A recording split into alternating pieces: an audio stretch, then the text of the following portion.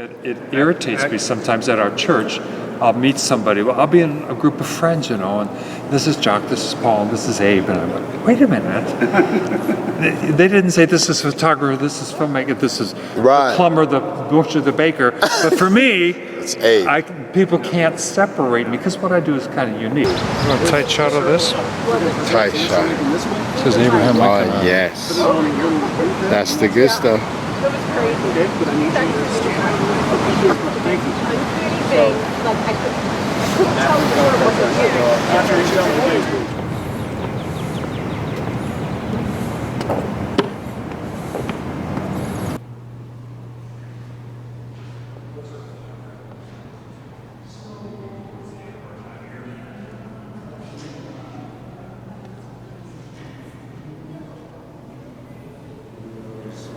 Walking around. Still doing Gettysburg Address? Mm-hmm. Yes.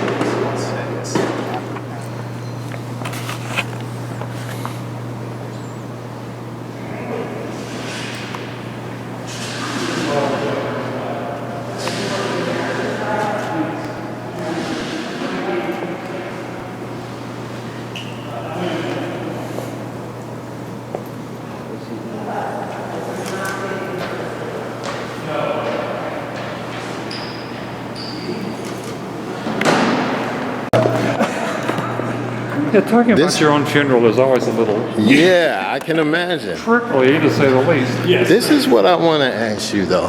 What type of thoughts were going through your head when you were trying to keep the Union together?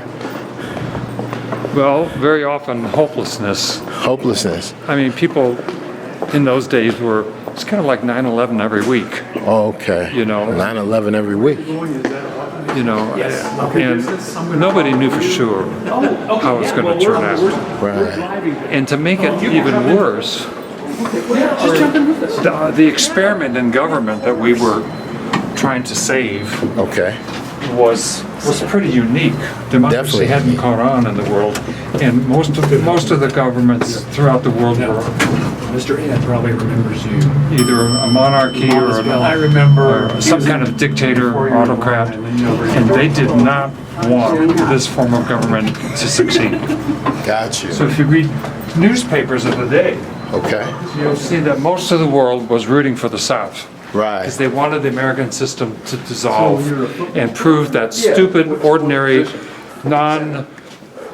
noble people without a title of nobility, didn't have enough brains to rule themselves. Right.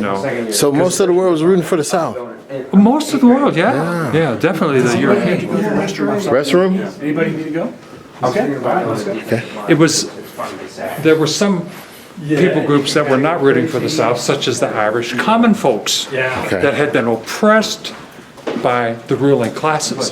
They were not rooting for the South because they knew what the issues were. So the Irish were coming over here fighting for the Union, not for the South. Wow, fighting for the Union. Got you. For what we can do. How did you feel personally about slavery? Well, Lincoln grew up, he said, in a word, he never knew a time in his life when he wasn't against slavery. Okay. We didn't believe it was wrong. And then he said, if slavery's not wrong, there's no such thing as right or wrong. Right. To him, that was the biggest symbol of moral Little timeout. decadence. I'd like to get you walking out the door and walking around the building, so let's get you by yourself. Oh, yeah. Okay, guys, all of us. Everybody else can go first, maybe. Yeah, okay. Let's go, guys. Not least. And Eugene.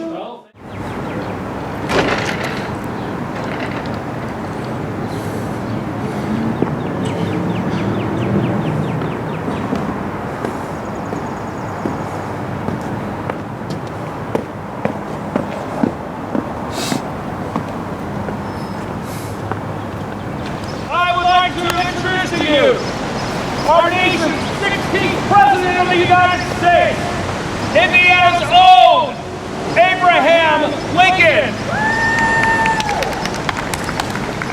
The President has come here today on the 158th anniversary of his funeral procession here in this city of Indianapolis.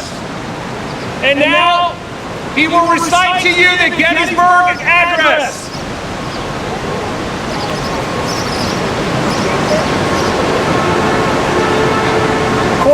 107 years ago, our fathers brought forth on this continent a new nation, conceived in liberty and dedicated to the proposition that all men are created equal. Now we are engaged in a great civil war, testing whether that nation or any nation so conceived and so dedicated can long endure. We are met on a great battlefield of that war. We've come to dedicate a portion of that field as a final resting place for those who here gave their lives that that nation might live. It is altogether fit and proper that we should do this. But in a larger sense, we cannot dedicate, we cannot consecrate, we cannot hallow this ground. Brave men, living and dead, who struggled here, have consecrated it far above our poor power to add or detract.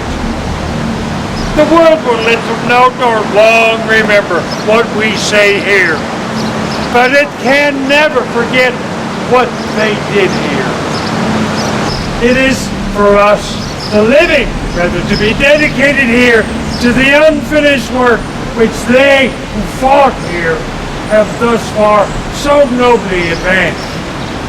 It is rather for us to be here dedicated to the great task remaining before us, that from these honored dead we take increased devotion to that cause for which they gave the last full measure of devotion, that we here highly resolve that these dead shall not have died in vain, that this nation under God shall have a new birth of freedom, and the government of the people, by the people, for the people, shall not perish from the earth.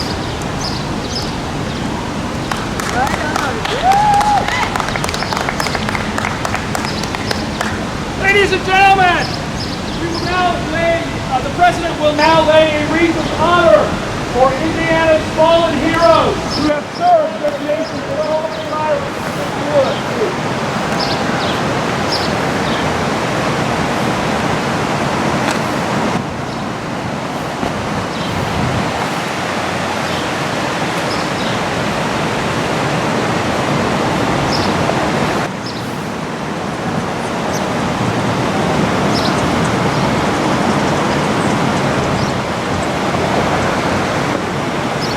Thank you, ladies and gentlemen, and our 16th president. Thanks you.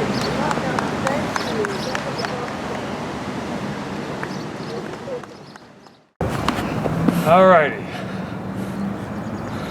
So next stop. Next time. I got one more question. Yeah.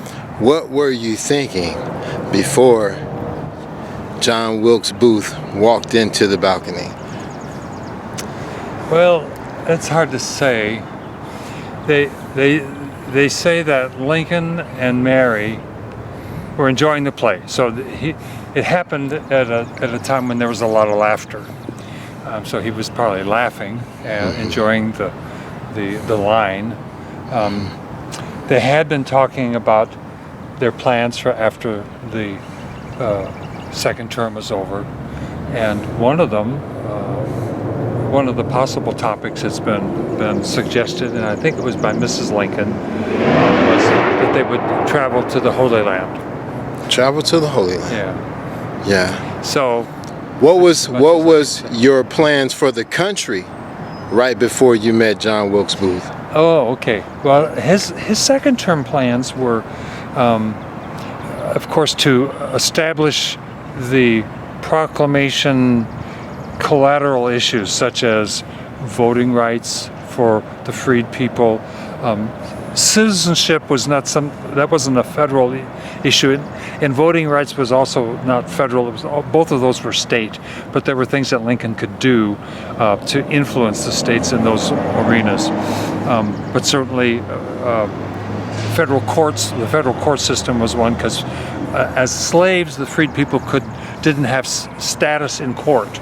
So that was something that could be done at the federal level. So that was one of the plans. And then he mentioned, I can't remember to whom it was, but he said, once I have the issues with the freed people settled, then I'm moving on to guarantee justice for the red man, both to his and to my satisfaction. So another people group that had suffered over, the popular culture in those days worldwide was that Jefferson and the people from their grandparents' generation that talked about equality were wrong.